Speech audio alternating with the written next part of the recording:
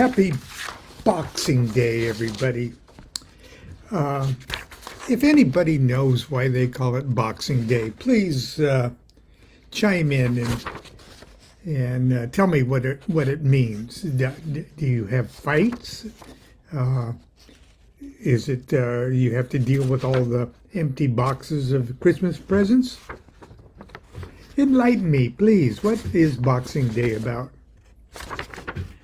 As we're thinking about that mystery, I printed up and shared this morning an image of this that I ask you if you have the capability of printing out a copy of it, to print it out and have it handy. Well, we discuss what we're going to discuss for today and probably tomorrow. See that top thing that says innate primal triad? That is a typo. It should be ente, A-N-T-E, ente primal triad. And but outside of that, this is pretty much an illustrated audio-visual. If it's audio, so you can hear it. An audio-visual aid to Chapter 0 of Crowley's The Book of Lies. Now, it looks like an old edition of the Wiser, but it's the Book of Lies was first published in 1913 or 1914. And so this is just like the third Wiser reprint of 1974.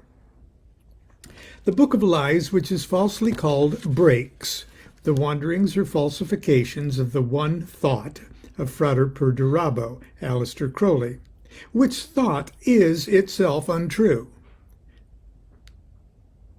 A reprint with additional commentary to each chapter. Now, when it was originally published, there was no commentary to each chapter. There was just the single page, one-page chapter. Now, why am I spending all of that time with the title? It's the book. Here's the commentary to the title page.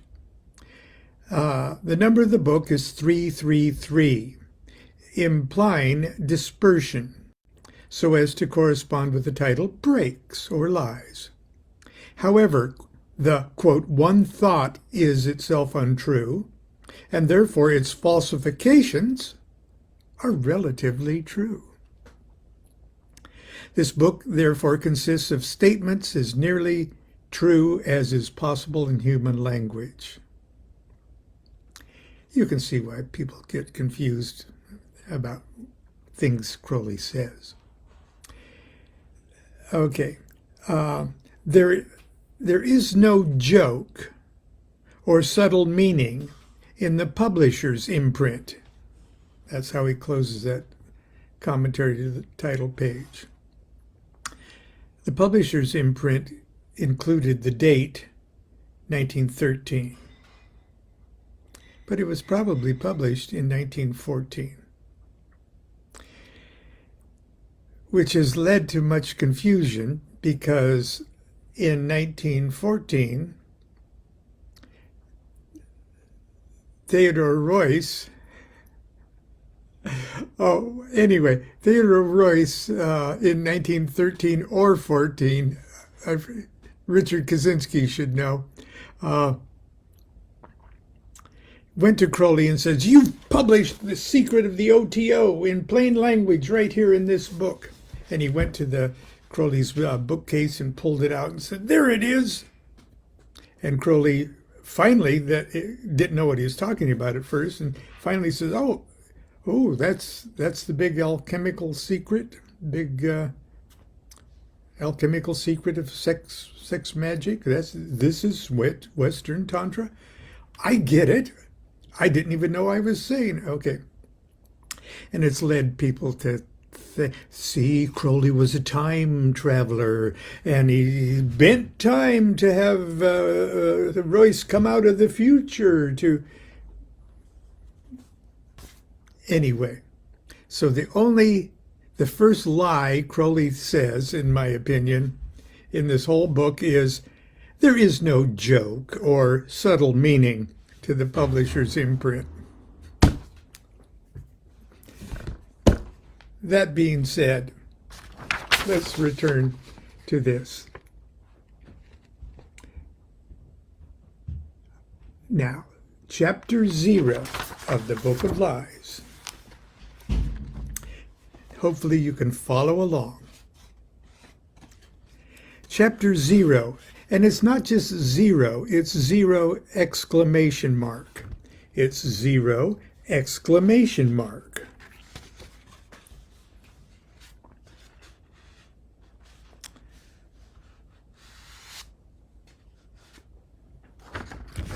I'll try to hold it up as best I can.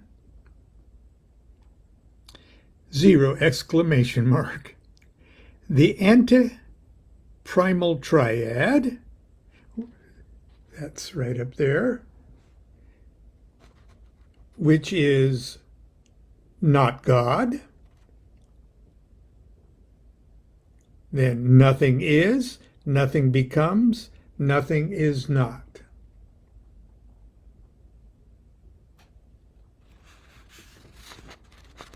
The first triad, and that's what we're going to talk about in more detail today, which is God. I am, I utter the word, I hear the word. And then there's the abyss. Now, I'm going to read the whole chapter here, but we're just going to focus on that top part that I just read. The abyss. The word is broken up. There is knowledge. Knowledge is relation. And these fragments are creation. The broken manifests light. The second triad. God the Father and Mother is concealed in generation. God is concealed in the whirling energy of nature.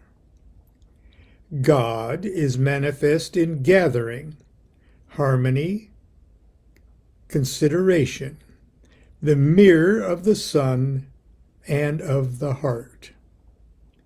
And the third triad, which someone pointed out this morning, is the one that most of us have the most initial difficulty with.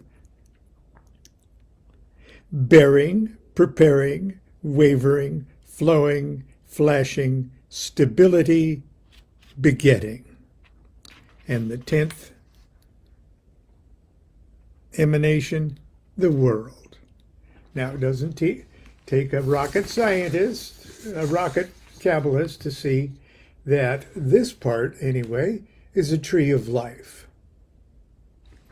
And that this above here are those 3 veils of the negative that precede one, Ein Sof, and Ein Sof Or. Now, you could easily say that this is Ein Sof, and this is Ein Sof Or, and you could just as easily say this is Ein Sof, and this is Ein Sof Or. So don't nail me down, because there is no nailing down above the abyss. Okay. Here's what Crowley says in the commentary. This chapter, number 0, corresponds to the negative, which is before Kether in the Kabbalistic system. So each of the chapters in here is numbered according to a Kabbalistic scheme, okay? There's a total of 93 chapters in here, including the first 2, which are just symbols.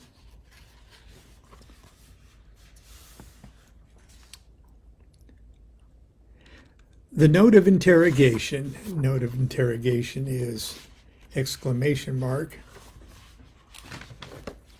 Those are the first two chapters right there. A soldier and a hunchback.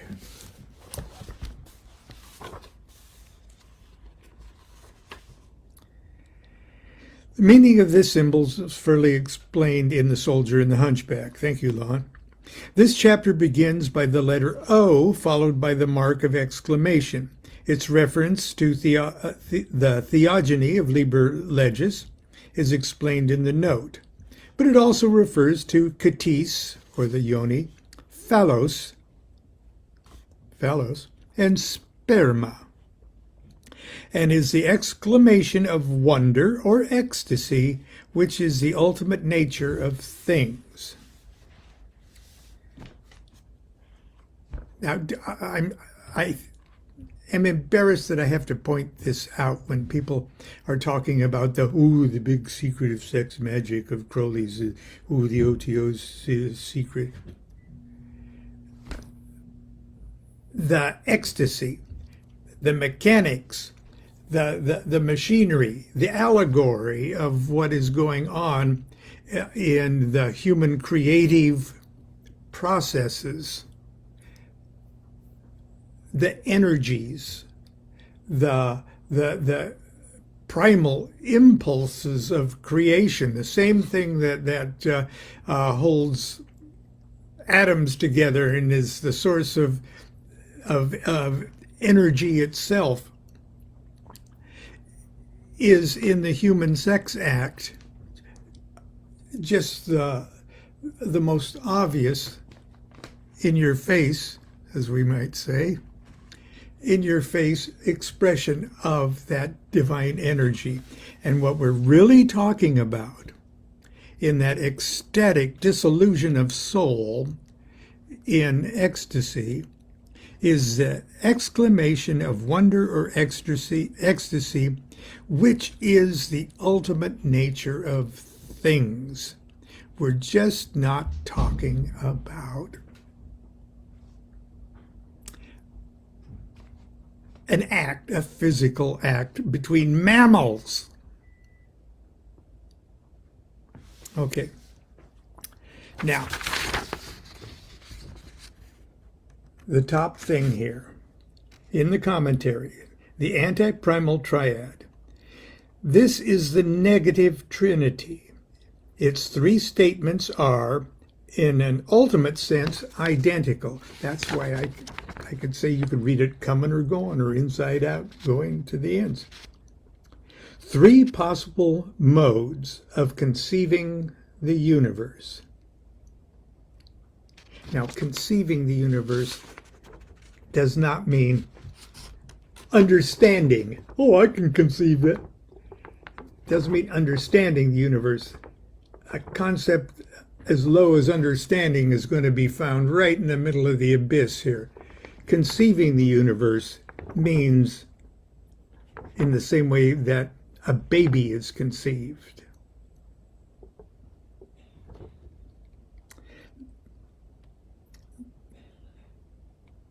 In the ultimate sense, identical. They harmonize being, becoming, and not being as three possible modes of conceiving the universe. The statement is, nothing is not, technically equivalent to something is. It's a double negative, just like in, that's why you don't use a double negative in speech, because it negates, it turns a negative into a positive. Nothing is not means something is. The rest of the chapter follows the Sephardic system of Kabbalah and constitutes a sort of quintessential comment upon the system. Now, at the very bottom of this is where I'm going to pause reading the commentary here. It says, this chapter may therefore be considered the most complete treatise on existence ever written. That's why I think it's nice for you to have a copy of this. Okay. In the margin there, somewhere in the distant prehistoric past, DuQuette wrote, see chapter 11.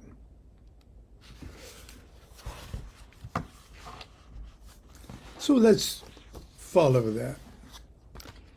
Chapter 11 is called The Glowworm, and I'll read the first part of it, because it starts off by saying, concerning the holy three in naught. Nuit, Hadit, Rahur Kuit are only to be understood by the master of the temple.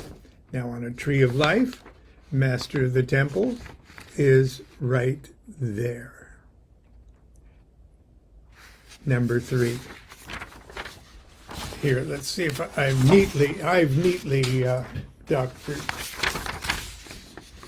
master of the temple. Right there.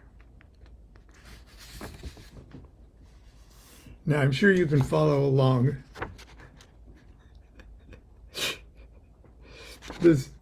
You could probably bring this out in court and say, Your Honor, this man is crazy. See his notes. Okay. Concerning the holy three in naught, Nuit, Hadit, Rahur Kuit are only to be understood by the master of the temple. Now, even though there's all sorts of ways to attribute Nuit, Hadit, Rahur Kuit to the supernal triad itself, what he is actually saying in their highest octave of meaning, Nuit, Hadit, and Rahur Kuit are, or at least could be considered, aspects or facets, subtle facets of the nothing is, nothing becomes, nothing is not. And remember that double negative here means something is, and that something is gets focused down and crystallized into a number 1. They are above the abyss and contain all contradictions in themselves. Below them, so below those 3, is a seeming duality of chaos and Babylon, and these are called the Father and Mother, but it is not so. They are called brother and sister, but it is not so. They are called husband and wife, but it is not so. They are reflected. The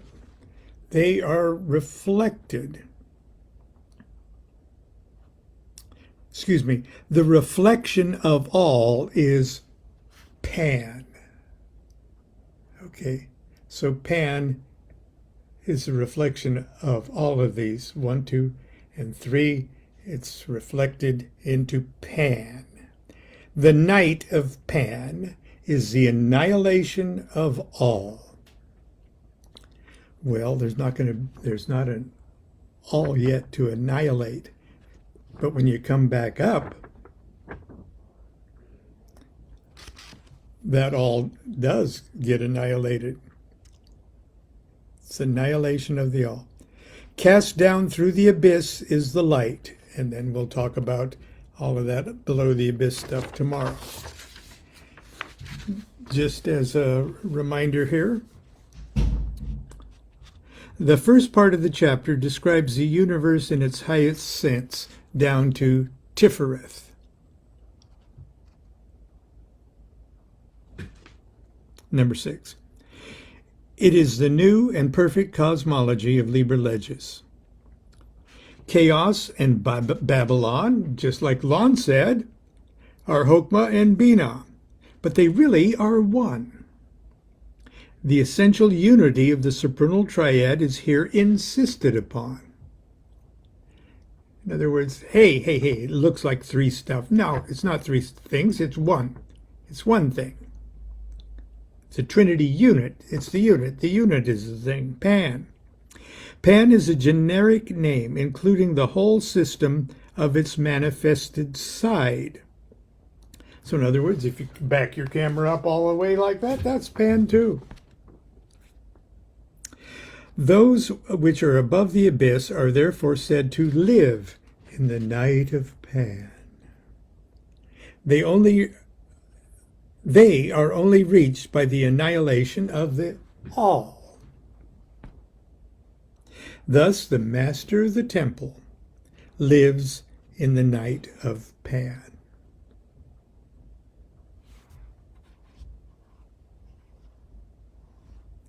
Concerning the Holy Three and Not, Nuit, Adit, Rahur, Kuit are only to be understood by a master of the temple. They are above the abyss and contain all contradiction in themselves. Below, below them is the seeming duality of chaos and Babylon. Seeming duality. Duality is really going to make its first appearance down in number 4. Okay. There's nothing to hang a duality on so far there. That's why they're called mother and father, but they're not. They're called brother and sister, but they're not. They're called husband and wife, but they're not. Just like when you see Osiris stuck between Isis and Nephthys. Well, Isis is his wife, but she's not. Isis is his sister, but she's not. And the same thing could be said about Nephthys. Anyway, because it is Boxing Day, we are going to go on an adventure to the wild part of the wilds of eastern Sacramento. We're in East Sacramento, but not that far east. And we're going to Barnes & Noble. I'm going to see if any of my books are there, but Constance needs to do some Boxing Day bargain shopping at Barnes & Noble. And hopefully I'll get a cup of coffee at my old Pete's Coffee. Anyway, that's it. We're going to continue down the tree of life, so don't throw away your handout for today. There's a brand new one where the typo is connected that you could probably find in the comments section of my posting just below this today's reading. But until tomorrow, I'm going to take my Milo sweatshirt boxing. Until tomorrow, continue to be good to yourself, be good to each other. Do what thou wilt shall be the whole of the law. Love is the law, love under will. Fear nothing.